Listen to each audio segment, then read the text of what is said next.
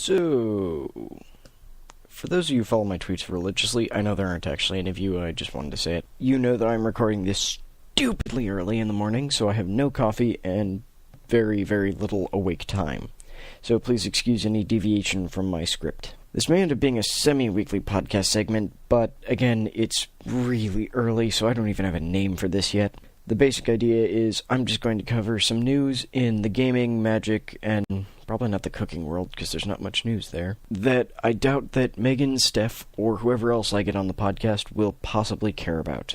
So, let's jump in before I keel over. First big thing, at least for Magic players, is a new format called Modern. It's not technically a new format, it is apparently tested on Magic Online, which I don't play very much, and its final testing grounds was the MTGO Community Cup event, where it was one of the main events. It's going to be replacing Extended in the Magic Pro Tours now. Extended was a traditional rotating format that included the past 4 Magic blocks and core sets.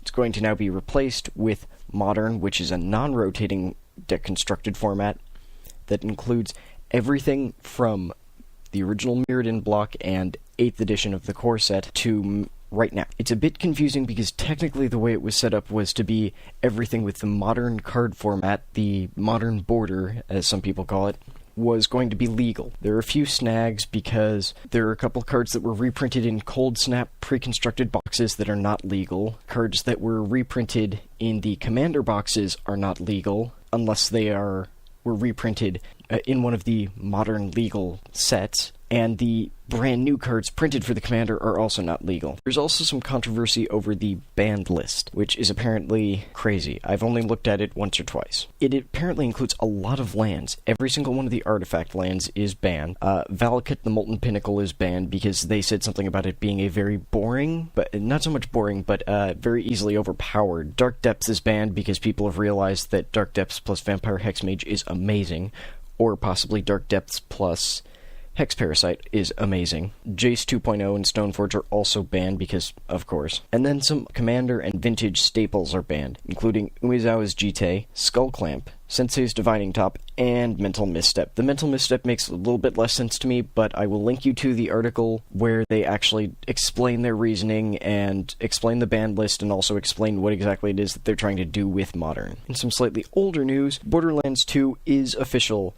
We have all seen a picture of a very odd-looking man carrying some guns. That is apparently one of the new playable characters. I cannot pronounce his name to save my life. I will flash it up on the screen. He is a dual-gun-wielding dwarf who will be one of the new characters. There are going to be several because they're still going for 4-player co-op, but the original 4 playable characters are now going to be NPCs in the game. Gearbox has said that there will be a slightly more emphasis on story, but that the 4-player co-op ideal of Borderlands will return, and guns will still play a huge part in the game, although now, instead of just collecting them, you will be able to upgrade your guns so that you won't end up where you're playing through the second playthrough, and all of the guns are either pointless or being sold while you have infinite money, so they basically don't matter that much anymore. Other news in gaming, specifically PC-related gaming, Valve has announced Counter-Strike Global Offensive. We don't really know very much about it right now, but what we do know is that it's going to be a multi-platform game on the Xbox 360, PS3, PC, and Mac. No Wii, sorry guys. And maybe, considering what they did with the PS3, platforms may be able to interact. Xbox 360 not as likely because Xbox is kind of harsh about that. Microsoft, whatever. Now, what we do know for sure is that it is being worked on by Valve and Hidden Path Entertainment, and will include both classical characters, weapons, maps, and game modes, along with some new ones that they've been working on. Don't know anything about them, just know there's going to be some new ones. Also, it will be playable at both PAX Prime, I believe 2 of the 3 days, and at Eurogamer. I will be going to PAX Prime. If I see it there,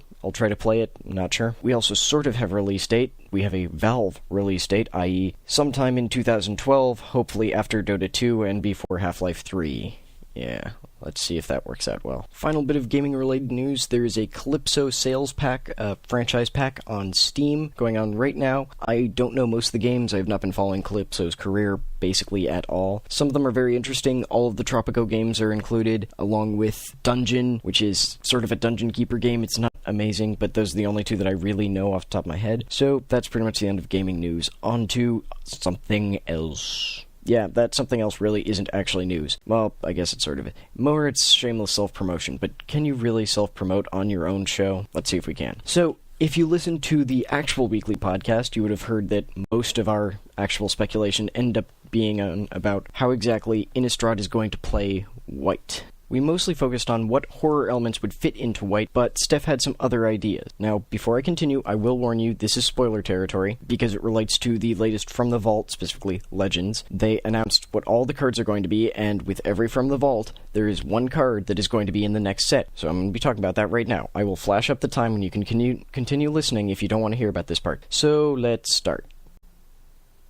Okay, I think that was enough time. Okay, so what Steph suspected was that it wouldn't all be horror, that some of white would be some last holdout against the horrors and darkness of yada yada blah blah. Well, with the new From the Vault Legends article by Wizards, we now know what all of the cards in the From the Vault Legends are going to be, one of which is Innistrad. In this case, it is a white legendary creature. So, it is called, oh god, I'm gonna so mispronounce this, Mykias the Lunarch. He is a 0/0 legendary cleric creature for 1 white mana and X colorless. He comes into play with X +1/+1 counters on him for every time for X. Yeah, should be obvious. But he has 2 abilities. His first one is tap, add 1 +1/+1 counter to himself. His second is tap, remove 1 +1/+1 counter from himself, and put a +1/+1 counter on each other creature you control. Basically, what Steph sort of put forward in our Innistrad episode was the idea of white being a holdout against the horror. He's protecting those pure people who are fighting off the werewolves, vampires, zombies, swamp things, hooker boots, whatever. So, maybe white will be both, or maybe everything will have some last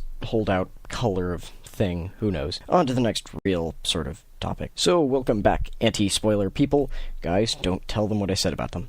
For now, it's just information on future episodes, in case you just want to stop now. You might not want to, though. I am finishing the editing on the Titleless Hindsight. My god, that is hard to pronounce. Why do they make their name the combination of 2 random people's names? Ugh. As this uploads, I will also be doing a new cooking video. I'm sorry, anonymous commenter, I really tried to get one up earlier. There are 2 things I really have to mention, though. First, there is still a contest going on because no one seems to be responding to it. Whoever leaves the best comment, email, tweet, or Facebook message, or whatever you've got, can win a free copy of Sanctum for the PC. It's a first-person shooter tower defense hybrid that is very, very fun. It also has 4-player co-op, so you can play pretty much with anyone you want. It can run on almost any computer and still look very beautiful. I am the decider on what exactly is best. Basically, a comment or email that is either funny or helpful to the show, like a critique or a suggestion or whatever you've got. The other thing that I need to say is I'll be able to review a PC game because I have a little bit more money than I thought. Either going to decide between Bastion or From Dust, neither of which is out, so we have about 4 days before Bastion comes out and From Dust comes out the day after that. So I'm leaving it up to you guys. Leave a comment, tweet, or whatever you have with your vote. Emails can be sent to stevenrogers713@gmail.com. You can follow us on Facebook at The Show of Feast and Famine, and on Twitter at Of Feast and Famine with no E, because that's one too many characters for them, stupid Twitter. Meh. I will leave all of these links in the description of the show and on the original blog post, and I would suggest that you like us on Facebook, follow us on Twitter to get instant updates. So, have fun, guys.